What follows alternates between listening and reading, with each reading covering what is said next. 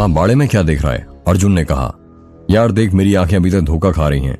मुझे ऐसा लग रहा है जैसे वो भिखारी अभी नीचे बाड़े के पास खड़ा है। कहां पर? वो देख, रुद्र ने अपने हाथ से इशारा करते हुए कहा।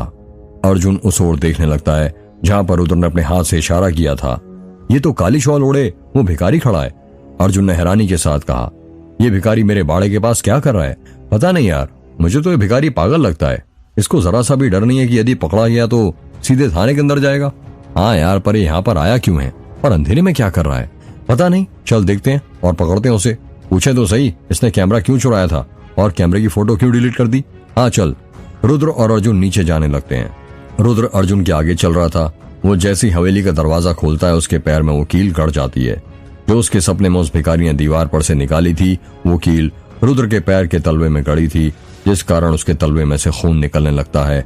रुद्र हैरान हो जाता है ये सोचकर कि ये कील यहाँ पर कैसे आई, ये तो सपने में थी।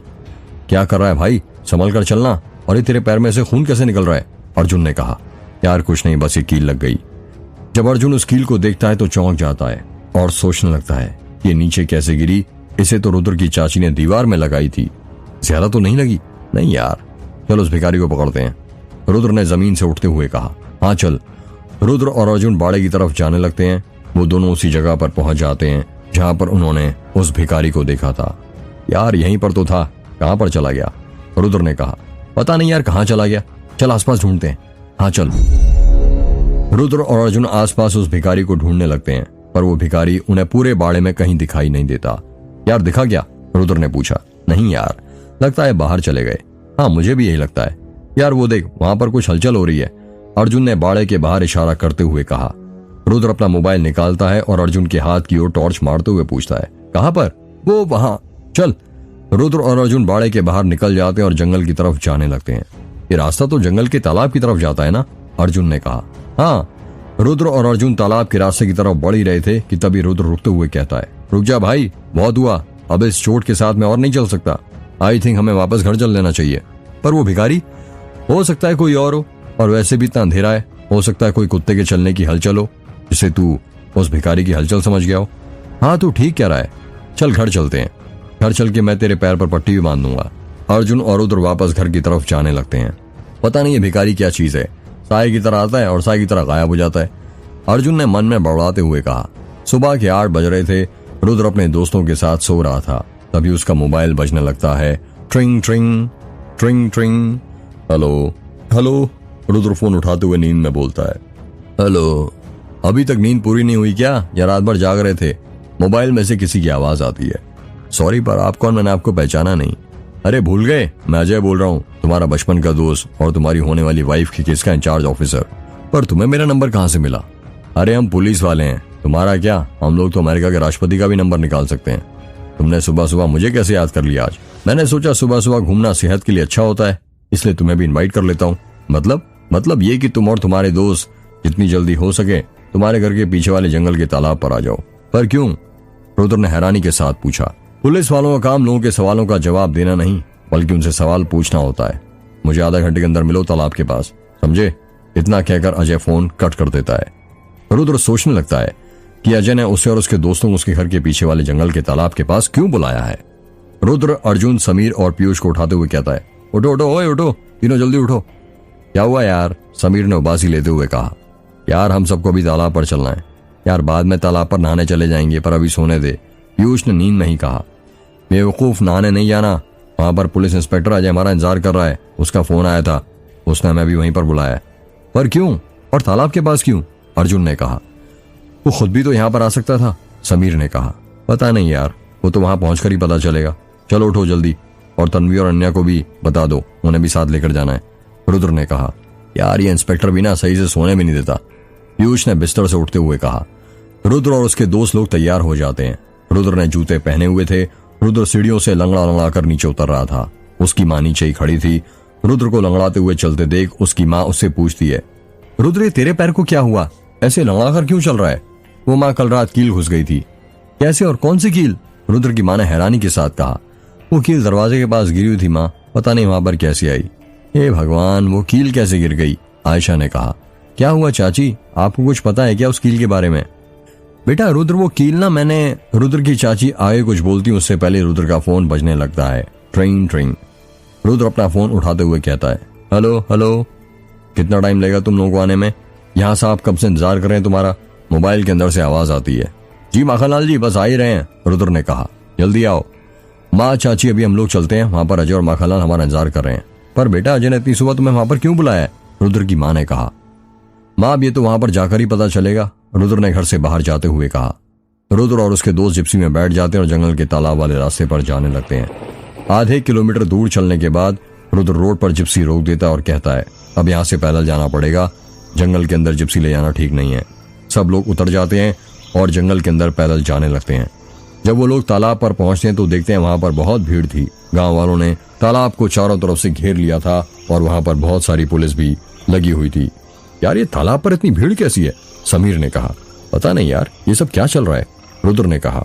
रुद्र और उसके दोस्त भीड़ को हटाते हुए अजय के पास पहुंच जाते हैं। तालाब को चारों तरफ से सील कर दिया गया था। एक क्रेन मंगवाई गई थी जो पानी के अंदर से कुछ निकाल रही थी। ये इतनी सारी भीड़ क्यों जमा इंस्पेक्टर साहब? ऐसा लग रहा है जैसे किसी का खून हो गया हो, पीयूष ने कहा। बिल्कुल ठीक समझा तुमने पीयूष, यहाँ पर किसी का खून ही हुआ है, अजय ने कहा। किसका? पीयूष और उसके दोस्तों ने एक साथ हैरानी से कहा। वही तो पता करने बुलाया तुम्हें। पर हमें क्यों? रुद्र ने पूछा।